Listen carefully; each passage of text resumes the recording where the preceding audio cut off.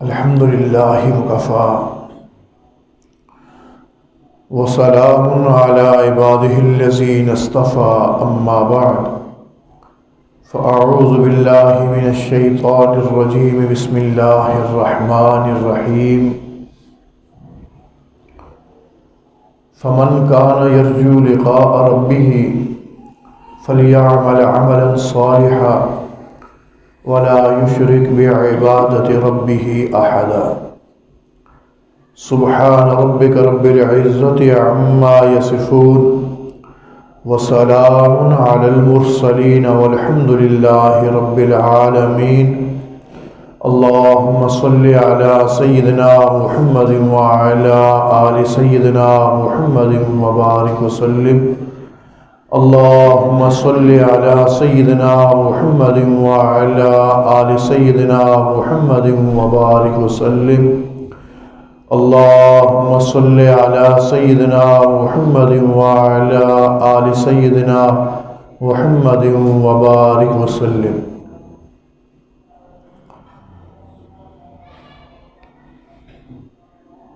مقصد زندگی اللہ رب العزت کی بندگی ہے، مقصد حیات اللہ رب العزت کی یاد ہے۔ وہ زندگی جو اللہ کی بندگی کے بغیر ہے وہ زندگی زندگی نہیں، وہ درندگی ہے، سراسر شرمندگی ہے۔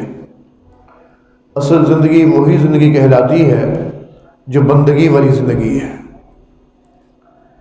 ایک بزرگ تھے، ان سے کسی نے پوچھا بابا جی آپ کی عمر کتنی ہے؟ فرمانے کہ بیٹا میری عمر 12 سال ہے۔ بابا جی آپ اتنے ضعیف ہیں، آپ کے لیے اٹھنا بیٹھنا مشکل ہو رہا ہے، یہ آپ کیا فرما رہے ہیں؟ فرمانے کہ بیٹا سچ کہہ رہا ہوں، اصل عمر 12 سال ہے، باقی ساری زندگی ضائع کر بیٹھا۔ نہیں، اصل زندگی وہی ہوتی ہے جو بندگی والی زندگی ہے۔ جو بندگی کے بغیر زندگی وہ زندگی نہیں، وہ درندگی ہے، سراسر شرمندگی ہے۔ آج وقت ہے کہ ہم اپنی زندگی کے اوپر غور کریں کہ ہماری زندگی کا رخ کدھر جا رہا ہے۔ صبح ہوئی، شام ہوئی، زندگی یوں ہی تمام ہوئی۔ ہر روز ہم یہ چاہتے ہیں کہ میں نیک بن جاؤں، نیک بن نہیں پاتے، اس لیے کہ ہم آج کے کام کو کل کے اوپر چھوڑ دیتے ہیں۔ کل سے ہم نیک کام شروع کر دیں گے، کل سے نماز پڑھنی شروع کر دیں گے، کل سے فلاں گناہ چھوڑ دیں گے۔ جب آج کے کام کو بندہ کل پہ چھوڑ دیتا ہے تو بندہ گویا محروم کر دیا گیا۔ کل نہیں، پتہ نہیں کل آتی ہے کہ نہیں آتی، میں نے آج ہی سے اپنی زندگی کا رخ تبدیل کرنا ہے۔ تو محترم دوستوں بزرگوں، آج جمعے کا دن ہے، ہم اللہ کے گھر میں بیٹھے ہوئے ہیں۔ آج ارادہ کر لیجئے کہ ہم نے اپنی زندگی کا رخ تبدیل کرنا ہے۔ ہم کیوں پریشان رہیں، کیوں ٹینشنوں کے اندر وقت گزاریں، کیوں نہ ہم سکون والی زندگی اختیار کریں۔ رب تعالیٰ ارشاد فرماتے ہیں میرے بندو، اگر تم یہ چاہتے ہو تمہیں سکون والی زندگی نصیب ہو جائے، تمہیں گناہوں سے چھٹکارا نصیب ہو جائے،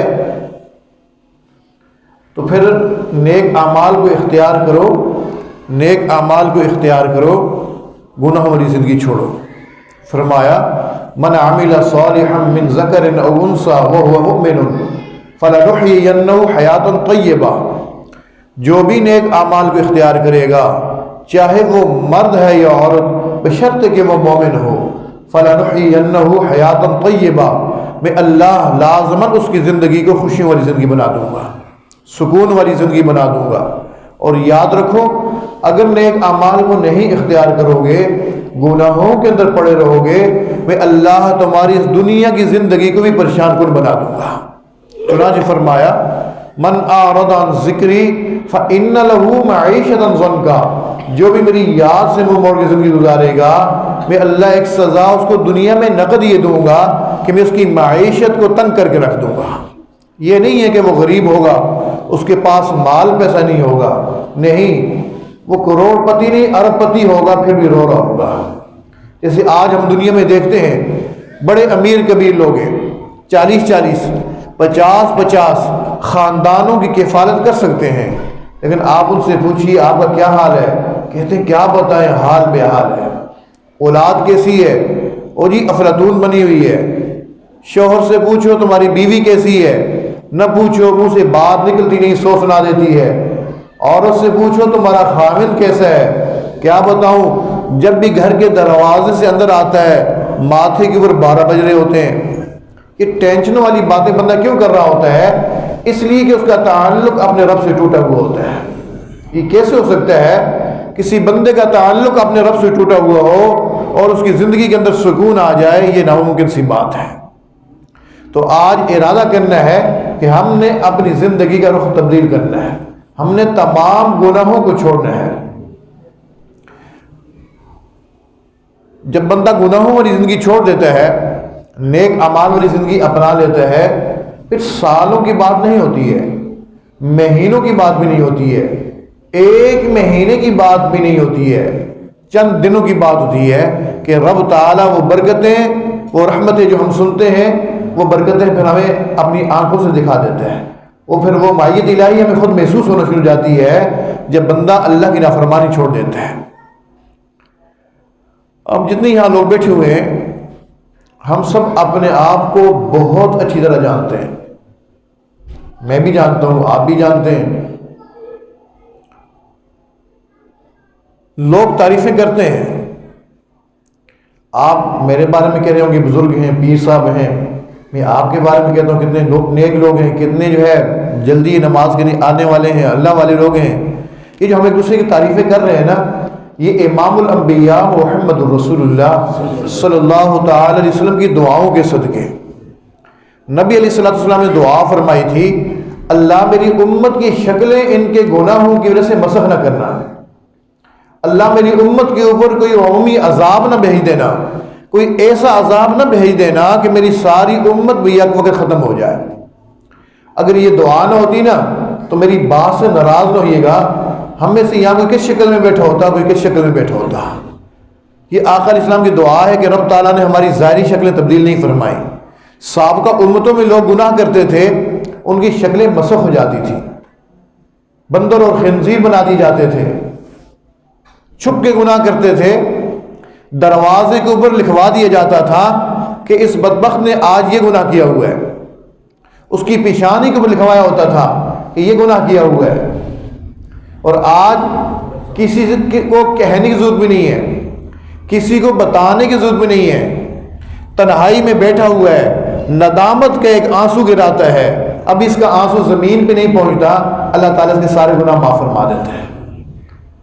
اور سابقہ امتوں میں توبہ سے بھی گناہ معاف نہیں ہوتے تھے۔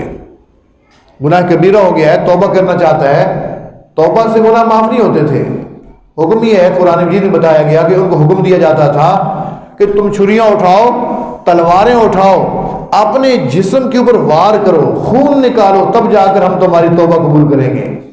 اور آج ایک ندامت کا آنسو گراتا ہے، رب تعالیٰ سارے گناہ معاف فرما دیتے ہیں۔ صرف معاف ہی نہیں فرماتے بلکہ اس کے گناہوں کو نیکیوں سے تبدیل فرما لیتے ہیں۔ میرے اس بندے نے بہت اخلاص کے ساتھ توبہ کی ہے، میں اتنا کریم پروردگار ہوں کہ میں اس کے گناہوں کو بھی معاف کر دیتا ہوں بلکہ اس کے گناہوں کو نیکیوں سے تبدیل کر لیتا ہوں۔ فرمایا الا من تاب وآمن وعمل عملا صالحا فاولئک یبدل اللہ سیئاتہم حسنات۔ کہاں گناہوں میں ڈوبا ہوا تھا، توبہ کی، میں اللہ نے توبہ کی برکت سے اس کے سارے گناہوں کو نیکیوں سے تبدیل فرما دیا۔ تو ہمارا رب بہت کریم پروردگار ہے۔ آج اس محفل میں ہم اپنے پروردگار کو منا لیتے ہیں اور ہمارا پروردگار بہت آسانی سے مانتا ہے۔ بس اوقات ماں کو منانا مشکل ہو جاتا ہے۔ ایک لڑکا ہے، اس نے بہت لوگوں کو پریشان کیا ہوا تھا، سارے لوگ اس کو چھوڑ دیتے ہیں، علاقے والے چھوڑ دیتے ہیں، حتیٰ کہ سکے بھائی بھی چھوڑ دیتے ہیں، والد بھی نام لینا پسند نہیں کرتا، کہیں بھیجنا ہوتا ہے بیوی سے کہتے سکے تو فلان جگہ چلا جائے۔ لیکن ایک ہستی ہوتی ہے جس کو ماں کہا جاتا ہے، ماں ساتھ دیتی رہتی ہے۔ ابھی بچہ ہے، بڑا ہو جائے گا، ٹھیک ہو جائے گا۔ کیوں؟ ماں کو اپنی اولاد سے بہت زیادہ محبت ہوتی ہے۔ لیکن یہ لڑکا اتنا بڑا بدبخت بن گیا کہ اس نے ماں جیسی ہستی کو بھی ناراض کر دیا۔ اب اس کو کچھ احساس ہوا کہ میں نے ماں کو بھی ناراض کر دی ہے، مجھے ماں سے معافی مانگنی چاہیے. ماں کے سامنے جا کے بیٹھتا ہے, کہتا ہے امی مجھے معاف فرما دیں. ماں کی آنکھوں میں آنسو آ رہے ہوتے ہیں, لڑکے تو نے مجھے بہت دکھ دیے ہیں, بہت تکلیفیں دی ہیں, تو میرے سامنے آ کے بیٹھا ہے, میرے بدن میں آگ لگ گئی ہے, تو اٹھ جا میرے سامنے سے. نہیں ایسا نہ ہو جائے کہ تیری آخری تباہ ہو جائے, میرے منہ سے کوئی بدعا کا لفظ نکل جائے, اٹھ جائے یہاں سے. کہتا امی معاف فرما دیں, امی معاف فرما دیں. جب دیکھتا ہے ماں معاف کرنے کے اوپر نہیں آ رہی ہے نا, اس کی آنکھوں میں آنسو آ جاتے ہیں, اس کی آنکھوں میں آنسو آ جاتے ہیں. ماں اپنی اولاد کے آنسو نہیں دیکھ سکتی, کہتی ہے رو نہیں جا, تجھے میں نے معاف کر دیا. رب تعالیٰ اتنا کریم پروردگار ہے, رب تعالیٰ فرماتا ہے میرے بندے گناہ کر کر کے تو نے اپنا دل اتنا سخت کر دیا ہے, تجھے میرے سامنے رونا بھی نہیں آتا, تو رونے جیسی شکل ہی بنا لے, میں اس شکل کو قبول کر کے تیرے سارے گناہ معاف کر دوں گا. کیا کریم پروردگار ہے. تو یہ نہیں سوچنا کہ میرے گناہ زیادہ ہیں, اللہ کی رحمت بہت زیادہ ہے, اللہ کی رحمت بہت زیادہ ہے. اس لیے آج ہم نے اپنے پروردگار کو بنانا ہے. ایک لڑکا تھا, اس کے والد نے کسی وجہ سے ڈانٹ پلا دی, وہ گھر چھوڑ کے چلا گیا, کہیں بھی چلا گیا ہوگا. سارے گھر کے افراد ڈھونڈ رہے تھے, پتہ ہی نہ چلا. مغرب کی نماز پڑھ لی, عشاء کی نماز پڑھ لی, رات دیر ہو گئی, ابھی تک نہ آیا. سارے گھر والے بیٹھے ہوئے ہیں. اتنے میں اس لڑکے کی والدہ باقی بچوں کو کھانا دینے کے لیے دسترخوان بچھاتی ہے, ان کے سامنے کھانا رکھتی ہے کہ تم کھانا کھا کے لیٹ جاؤ, سو جاؤ. کھانا لگاتی ہے, بچے کھانا کھانا شروع کرتے ہیں, لیکن ماں خود کھانا نہیں کھاتی. بیٹی پوچھتی ہے امی آپ ہی کھانا کھائیں, تم لوگ کھا لو, مجھے ابھی بھوک نہیں ہے. بھوک تو ہے لیکن بیٹے کی یاد ستا رہی ہے. شوہر کہتا ہے حوصلہ کرو, ہمت کرو, کھانا کھاؤ, آ جائے گا, کہیں ادھر کہیں گیا ہوگا, پتہ چل جائے گا.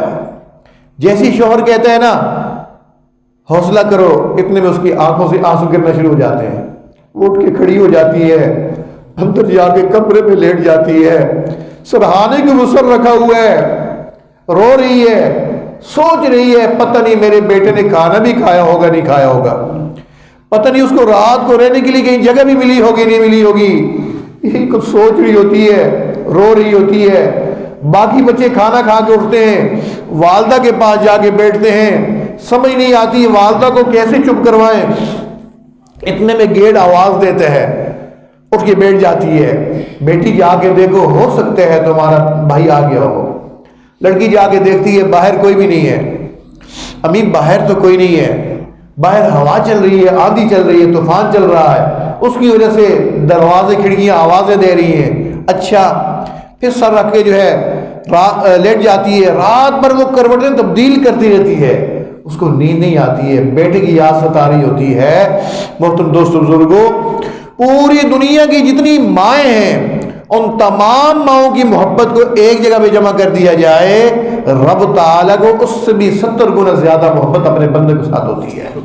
کبھی میرے بندے توبہ کریں گے, میں ان کی توبہ قبول کر کے ان کے گناہوں کو معاف فرما دوں. تو یہ نہیں سوچنا کہ ہمارے گناہ زیادہ ہیں, اللہ کی رحمت بہت زیادہ ہے, اللہ کی رحمت بہت زیادہ ہے. اس لیے تمام گناہوں کو چھوڑنا ہے. یہ نہیں کہ فلاں گناہ تو ابھی چھوڑ نہیں رہا. بھائی ہم نہیں چھوڑ سکتے نا, اللہ تو چھڑا سکتا ہے. ہم نے رب تعالیٰ سے دعائیں کرنی ہیں. الہی عبدک العاصی عطاکا, اللہ تیرا گناہ گار بندہ تیرے در پہ حاضر ہے. مقرم بالذنوب وقد دعاکا, اللہ اپنے گناہوں کا اقرار کر رہا ہے. پیارے اللہ آپ سے یہ دعا کر رہا ہے, فَإِن تَغْفِرْ فَأَنْتَ لِذَاكَ أَهْلُ, اگر آپ معاف فرما دیں گے اللہ یہ آپ کی شان کے لائق ہے. فَإِن تَدْرُدْ فَمَن يَرْحَمُ سِوَاكَ, اللہ جیسے آئے تھے اگر ویسی خالی خلی واپس لٹا دیا, آپ کے علاوہ کون ہے جو میرے اوپر رحم کرے گا. کس سے مانگیں, کہاں جائیں, کس سے کہیں, اور دنیا میں حاجت روا کون ہے. سب کا داتا ہے تو, سب کو دیتا ہے تو, تیرے بندوں کا تیرے سوا کون ہے. اب یوں بندہ رب تعالیٰ کے ساتھ لو لگاتا ہے نا, تو رب تعالیٰ اس کے گناہوں کو معاف فرما دیتا ہے. ہم تو مسلمان لوگ بیٹھے ہوئے ہیں, اللہ رب العزت کے سامنے اگر کافر بھی سچے دل سے پکارتا ہے, رب تعالیٰ اس کی پکار کو ضائع نہیں فرماتے ہیں. فرعون کے بارے میں آتا ہے, ایک دفعہ ملک مصر کے اندر کچھ عرصہ بارشیں رک گئی، جیسے ہمارے ابھی خزاں کے موسم میں کچھ عرصہ بارشیں نہیں ہوتی ہیں تو بارانی جو علاقے ہوتے ہیں وہاں بارش نہ ہونے کی وجہ سے چشمے خشک ہو جاتے ہیں، چشمے خشک ہوتے ہیں تو پھر آبشاریں بھی جو ہے خشک ہو جاتی ہیں، پھر دریاؤں کا پانی بھی کم ہو جاتا ہے، تو دریائے نیل کا پانی بہت زیادہ کم ہو گیا، لوگوں نے وہاں سے نقل مکانی کرنی شروع کر دی۔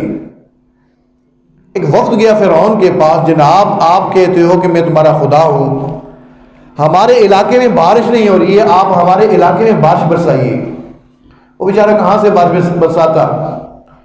ان لوگوں کے کہنے لگا ہو جائے گی بارش، انتظار کرو ہو جائے گی۔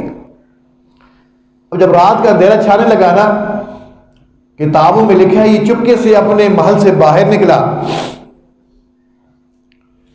دریائے نیل کے کنارے چلنا شروع ہو گیا، چلتے چلتے کافی آگے جب چلا گیا پھر پیچھے مڑ کے دیکھ رہا تھا، کوئی مجھے دیکھ تو نہیں رہا، کوئی پیچھے سے آ تو نہیں رہا، نہیں کوئی بھی نہیں آ رہا ہے، سناٹا ہے، اندھیرا ہے، کوئی بھی نہیں دیکھ رہا۔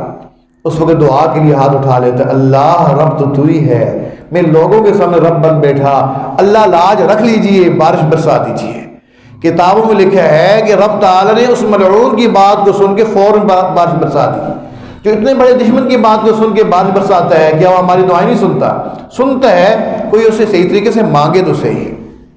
تو آج ارادہ کرنا ہے کہ ہم نے تمام گناہوں کو چھوڑنا ہے، ان گناہوں کو بھی چھوڑنا ہے جن کو لوگ دیکھتے ہیں، اور ان گناہوں کو بھی چھوڑنا ہے جن کو لوگ نہیں دیکھتے۔ اللہ تو دیکھ رہا ہے، اللہ تو دیکھ رہا ہے۔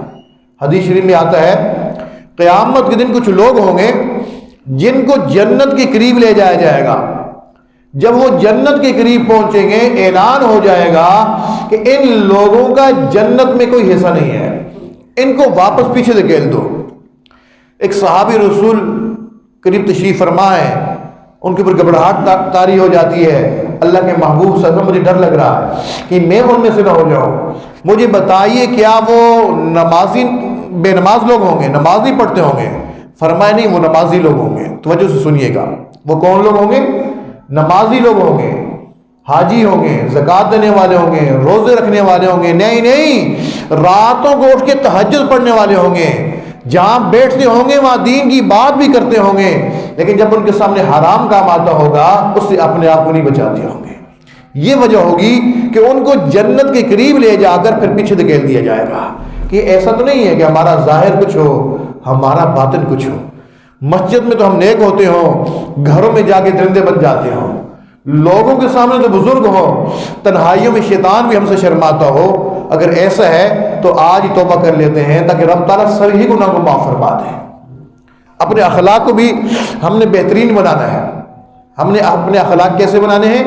امام الانبیاء محمد رسول اللہ صلی اللہ تعالی وسلم کے اخلاق کے مطابق اپنے اخلاق کو بنانا ہے۔ چونکہ وقت کم ہے، میں بات سمیٹنے طرف لے کے جا رہا ہوں، توجہ سے سنیے گا۔ ہم دین سمجھتے ہیں صرف نماز پڑھنے کو، روزہ رکھ لیا، عبادات کر لی، یہ تو دین کا ایک حصہ ہے۔ دین کے 3 حصے معاملات سے تعلق رکھتے ہیں جن کی طرف ہماری توجہ نہیں ہوتی ہے۔ کسی کا دل دکھا رہے ہیں، ہمیں توجہ نہیں ہے کہ کسی مسلمان کا ہم دل دکھا رہے ہیں۔ مسلمان تو مسلمان، کسی مسلمان تو وہ ہے اس کے ذریعے کسی بھی جاندار کو تکلیف نہ ہو۔ ہم تو اپنی بیوی کا دل دکھاتے ہیں، اپنے بچوں کا دل دکھاتے ہیں، بھائی کا دل دکھاتے ہیں، بہن کا دل دکھاتے ہیں، اپنے رشتہ داروں پڑوسیوں کا دل دکھا کے بیٹھے ہوتے ہیں، اور پھر کہتے ہیں نماز میں لذت نہیں آتی ہے، اعمال کی توفیق نہیں ملتی ہے۔ اٹھ جاتا ہوں صبح کو، نماز پڑھنے کی توفیق نہیں ملتی ہے۔ یہ توفیق نہیں ملتی ہے نا، کہیں نہ کہیں اللہ کی نافرمانی کر رہے ہیں یا اللہ کی مخلوق ہم ستا رہے ہیں، جس کی وجہ سے رب تعالی اعمال کی توفیق چھین لیتے ہیں۔ ہم بزرگوں کے نام لیتے ہیں، ذرا ان بزرگوں کی زندگی دیکھیے کہ ان کی زندگی کیسی تھی۔ آپ کے یہاں لاہور میں بزرگ آرام فرما رہے ہیں، داتا گنج بخش رحمہ اللہ تعالیٰ، جن کا نام تھا علی اجمیری رحمۃ اللہ تعالیٰ علیہ۔ ایک دفعہ کشتی میں بیٹھے ہوئے تھے، دریائی سفر تھا، ٹوپی اتار کے گود میں رکھی ہوئی تھی. آپ لوگ جانتے ہیں دریاؤں سمندروں میں جب بندے سفر کرتے ہیں ہوائیں چلتی ہیں تو اپنے کپڑے سنبھال کے رکھتے ہیں تاکہ اڑ کے دریا میں نہ بہہ جائے. تو حضرت نے بھی اپنی ٹوپی اتاری, گود میں رکھی ہوئی تھی اور اللہ کی یاد میں ڈوبے ہوئے تھے, سر جھکائے ہوئے اپنے اللہ کی یاد میں بیٹھے ہوئے ہیں. کشتی میں ارد گرد بہت سارے نوجوان لڑکے بھی بیٹھے ہوئے تھے. وہ جانتے نہیں تھے یہ بابا کون ہے. حضرت نے اپنے سر میں تازہ تازہ ٹنڈ بھی کی ہوئی تھی, بال صاف کیے ہوئے تھے. اب ٹنڈ کی ہوئی ہو تو سورج بھی نکلا ہوا, تو ایک جگہ دو سورج نظر آتے ہیں. تو ایک لڑکے کو شرارت سوجی, اس نے ساتھ والے بچے سے کہا ذرا اس بابے کے سر کے اوپر ہاتھ پھیر. اس نے ہاتھ پھیرا, کہتا ہے بڑا ملائم ہے, بڑا نرم ہے. اس نے ایک تھپکی لگا, اس نے ایک تھپڑ لگایا تو سب ہنسنا شروع ہو گئے. دوسرا آیا, اس نے ایک تھپڑ لگا دیا. تیسرا آیا, اس نے ایک تھپڑ لگا دیا. اور بابا جی سر نہیں اٹھا رہے, سب کچھ سمجھ محسوس کر رہے ہیں لیکن کسی کو کچھ بھی نہیں کہہ رہے. جب ان لوگوں نے بہت زیادہ بدتمیزی برپا کی اس کشتی کے اندر, رب تعالیٰ نے علی اجویری رحمۃ اللہ تعالیٰ علیہ کے دل میں الہام فرمایا, علی اجویری ان لوگوں نے تیرے ساتھ اتنی زیادہ بدتمیزی کی, تو اگر کہے تو میں ان کشتی والوں کی کشتی کو الٹ دوں, ان کشتی والوں کی کشتی کو الٹ دوں. جیسے یہ خیال آیا نا فوراً دعا کے لیے ہاتھ اٹھا لیے, اللہ اگر آپ نے ان کی کشتی الٹنی ہے تو ان کی دل کی کشتی کو الٹ دیجیے. اللہ اگر آپ نے ان کی کشتی الٹنی ہے تو ان کی دل کی کشتی کو الٹ دیجیے. کتابوں میں لکھا ہے کہ ایسی دعا قبول ہوئی کہ اس کشتی میں جتنے بھی لوگ سوار تھے رب تعالی نے سب کو مرنے سے پہلے پہلے ولایت کا مقام عطا فرما دیا. ہمارے اکابر تو ایسے تھے, ایسی زندگی گزار بھی گئے تھے. انہوں نے امام الانبیاء صلی اللہ علیہ وسلم کی سنت کے مطابق زندگی گزاری ہوئی تھی. خود سیدہ عائشہ صدیقہ رضی اللہ تعالی عنہ فرماتی ہیں, میں ایک دفعہ آقا علیہ السلام کی خدمت میں بیٹھی ہوئی تھی. میں نے پوچھ لیا, اے اللہ کے محبوب صلی اللہ علیہ وسلم آپ ذرا مجھے یہ بتائیے آپ کی زندگی میں سب سے مشکل ترین دن, مشقت والا دن کون سا تھا؟ آپ پڑھے لکھے سمجھدار لوگ بیٹھے ہوئے ہیں, جانتے ہیں کہ نبی علیہ الصلوۃ والسلام کی تو ساری زندگی ہی مشکلوں سے بھری ہوئی تھی. ابھی آپ دنیا میں تشریف نہیں لائے تھے کہ آپ کے والد محترم اللہ کو پیارے ہو گئے تھے. آپ نے اس کا تذکرہ نہیں فرمایا کہ میں نے یتیمی کے دور کتنی مشکلوں سے گزارا ہے.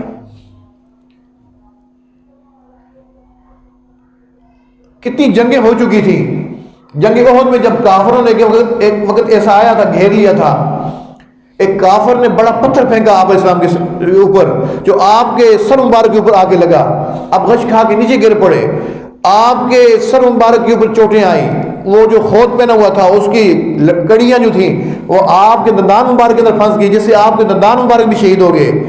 صحابہ نے جب اوپر کر کے بٹھایا, آپ کے سر سے جو ہے خون ابل رہا تھا, دانتوں سے خون نکل رہا تھا, پورا جسم خون آلودہ ہو چکا تھا. ایک صحابی دوڑتے ہوئے آئے, آنکھوں میں آنسو آ گئے, اللہ کے محبوب اب تو ان کافروں کے لیے بدعا کریں نا, اب تو ان کافروں کے لیے بدعا کریں. فرمایا میرے ساتھی مجھے بدعا کرنے والا بنا کے نہیں بھیجا گیا, مجھے تو رحمت بنا کے بھیجا گیا ہے. اس واقعے کا تذکرہ بھی نہیں فرمایا, حتیٰ کہ اس واقعے کا تذکرہ نہیں فرمایا جب آپ اپنی والدہ محترمہ کے ساتھ مدینہ منورہ گئے ہوئے تھے. واپسی پر والدہ محترمہ کا انتقال ہو گیا تھا. آپ علیہ السلام ارشاد فرماتے ہیں جب میں 6 سال کا بچہ تھا میری والدہ محترمہ مجھے لے کر مدینہ منورہ گئی. 4-5 دن ماموں کے گھر میں ٹھہرے. اگلے دن مجھے امی کہنے لگی آؤ بیٹا کہیں چلتے ہیں. مجھے اتنا سا یاد ہے میری والدہ نے میری انگلی پکڑی ہوئی تھی اور مجھے لے کے چلتی جا رہی تھی. چلتے چلتے ایک جگہ مٹی کا ڈھیر آ گیا, میری والدہ وہاں بیٹھ گئی, میں بھی بیٹھ گیا. مجھے نہیں پتا یہاں کیا ہے. اتنے میں نے اپنی امی کی کچھ آواز محسوس کی تو میں نے آنکھ اٹھا کے دیکھا میری امی کچھ پڑھ رہی تھی تو ساتھ ساتھ رو بھی رہی تھی. علماء نے لکھا ہے ہو سکتا ہے اس وقت سیدہ آمنہ سیدنا عبداللہ کی قبر کے اوپر جا کر یہ کہہ رہی ہوں, عبداللہ جب آپ شام جا رہے تھے آپ نے مجھے کہا تھا کہ جب میں واپس آؤں گا, قافلہ واپس آئے گا, سارے لوگ استقبال کے لیے باہر نکلیں گے, تم بھی نہا دھو کر اچھے کپڑے پہن کر دروازے کے پیچھے کھڑے ہو کے میرا انتظار کرنا. جیسے میں دروازہ کھولوں گا نا تو گھر میں سب سے پہلے میں تجھے دیکھنا پسند کروں گا.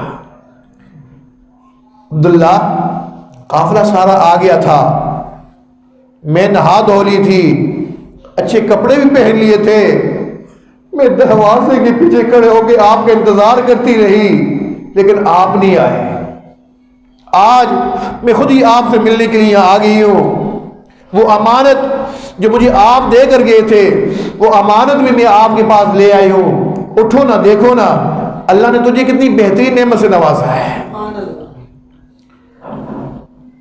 نبی اسلام ارشاد فرماتے پھر میں نے دیکھا کہ میری والدہ کی آنکھوں سے آنسو نکل کے ان کے چہرہ مبارک کو تر کرتے ہوئے زمین کے اوپر گر رہے تھے. پھر میں نے بھی رونا شروع کر دیا. بچہ دیکھتا ہے نا ماں رو رہی ہو تو بچہ بھی پریشان ہو جاتا ہے.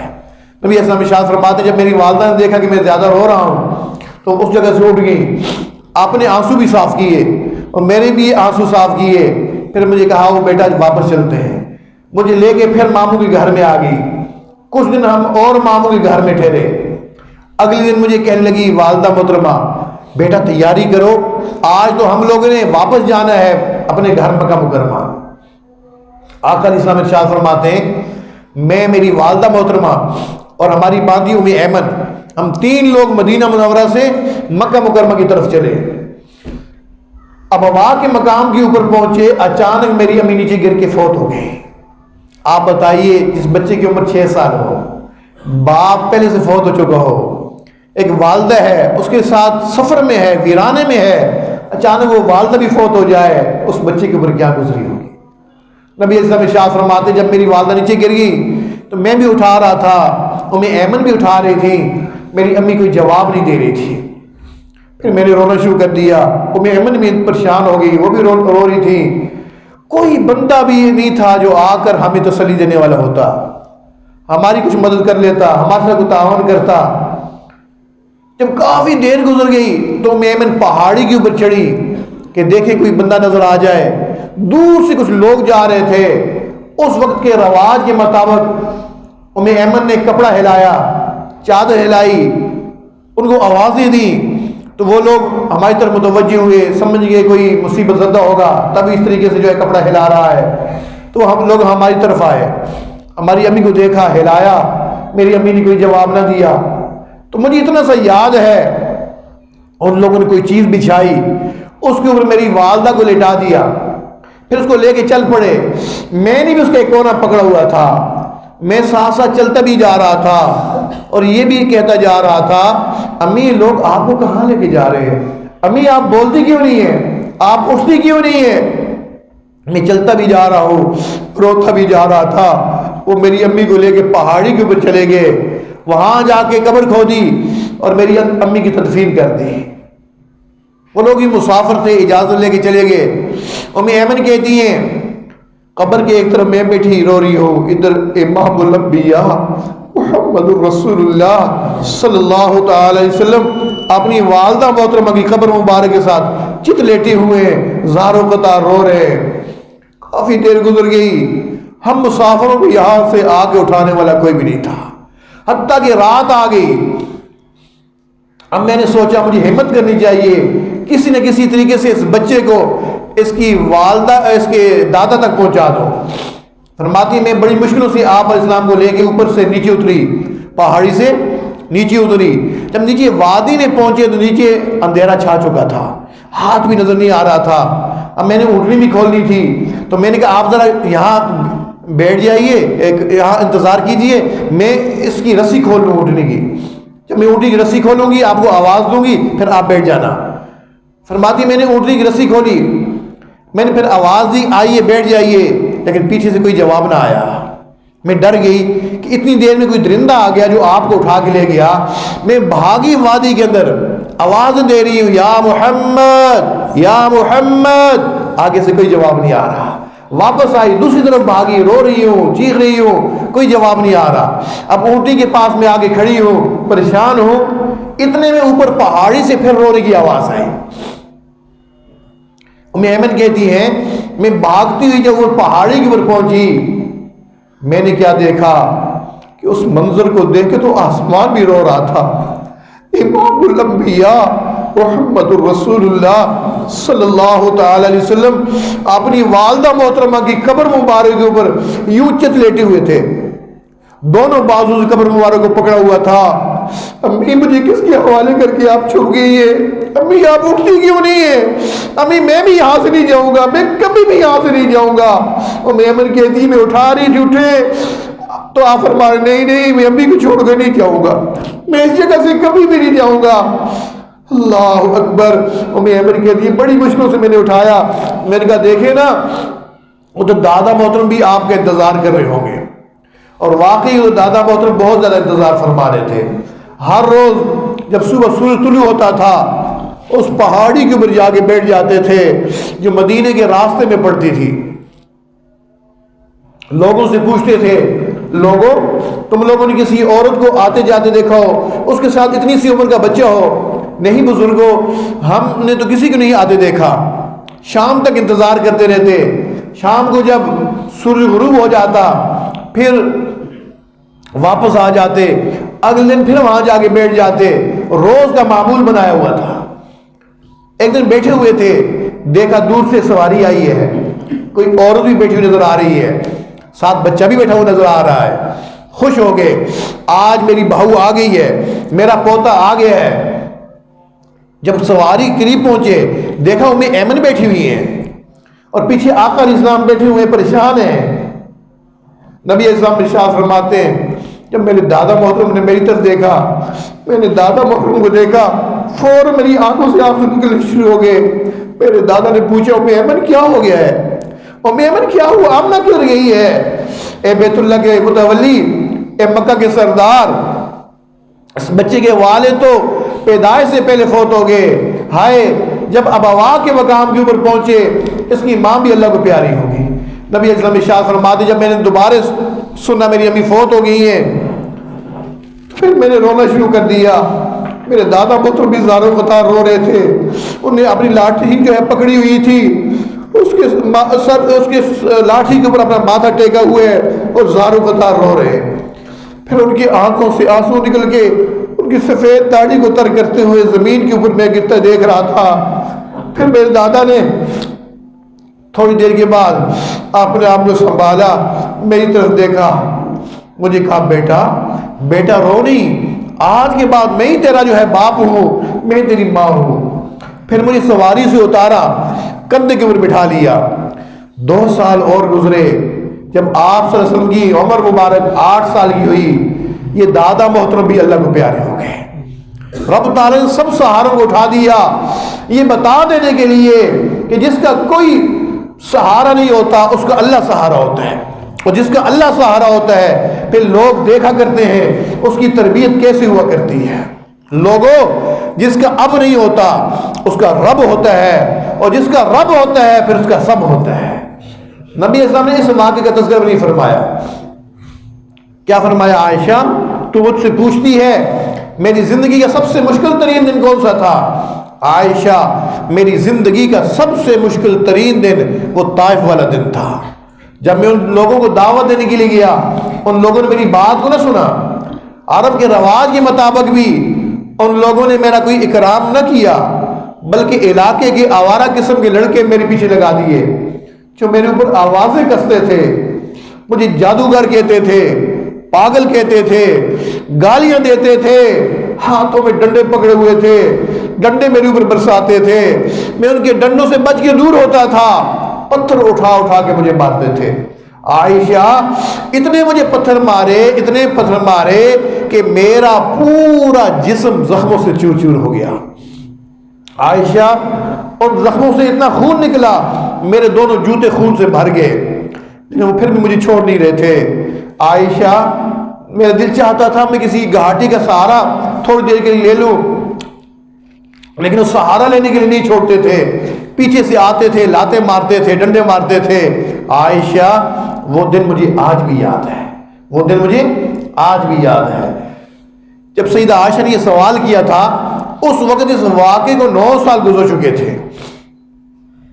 آخر اتنی تکلیفیں تو دی تھی نا ان لوگوں نے کہ 9 سال کے بعد بھی آپ صلی اللہ علیہ وسلم کی یہ واقعہ یاد تھا، لیکن جب آپ صلی اللہ علیہ وسلم ان لوگوں سے کچھ آگے تشریف لے آئے، جبریل امین آئے، ساتھ فرشتے بھی ہیں، اے اللہ کے محبوب صلی اللہ علیہ وسلم، رب تعالیٰ نے سب کچھ دیکھا ہے، سب کچھ سنا ہے، یہ میرے ساتھ فرشتے بھیجے ہیں، یہ آگ کا فرشتہ بھیجا ہے، یہ پانی کا، یہ ہوا کا، یہ پہاڑوں کا، آپ حکم دیں یہ پہاڑوں کو ملا دے گا، سب ختم ہو جائیں گے، آپ حکم دیں یہ طوفان چھوڑ دے گا پانی کا، یہ ہوا کا طوفان چھوڑے گا، یہ آگ برسا دے گا۔ نبی علیہ السلام نے دعا کے لیے ہاتھ اٹھا لیے، اللہ میری قوم مجھے جانتی نہیں ہے، ان کو ہدایت عطا فرما۔ ہم اس نبی کی امتی ہیں جس نے ہمیں صبر کرنا سکھایا ہے۔ آج ذرا ذرا سی بات پہ ہم بے صبری کا مظاہرہ کرتے ہیں جس سے اپنے گھر تباہ کر دیتے ہیں۔ نہیں، ہمیں صبر والی صفت اپنے اندر پیدا کرنی ہے، تحمل، برداشت والی صفت پیدا کرنی ہے۔ جس بندے کے اندر تحمل، برداشت کی قوت پیدا ہو جاتی ہے، صبر کی کیفیت پیدا ہو جاتی ہے، اس بندے کی زندگی بہترین بن جاتی ہے، اس کی زندگی خوشی والی بن جاتی ہے، اس کی زندگی سکون والی بن جاتی ہے۔ تو آج سے ارادہ ہے انشاءاللہ کہ ہم نے اپنی زندگی سے ایک تو اللہ کی نافرمانی کو نکالنا ہے، اور دوسرا ہم نے اپنے اخلاق کو بہترین بنانا ہے۔ پھر دیکھیے وہ مزے جنت والے مزے ہمیں آنا شروع ہو جائیں گے۔ حضرت جنید بغدادی فرماتے ہیں وہ نعمت جو اللہ نے ہمیں عطا کی ہے اگر ان دنیا کے لوگوں کو پتہ چل جائے، یہ تو تلواروں کے ذریعے، فوجوں کے ذریعے ہمارے اوپر حملہ آور ہو جائیں، اللہ رب العزت ایسی نعمت ہمیں بھی عطا فرمائے، ایسی سکون والی زندگی ہمیں بھی نصیب فرما دے۔ وآخر دعوانا ان الحمد للہ رب العالمین۔ سنت ادا کر لیجیے۔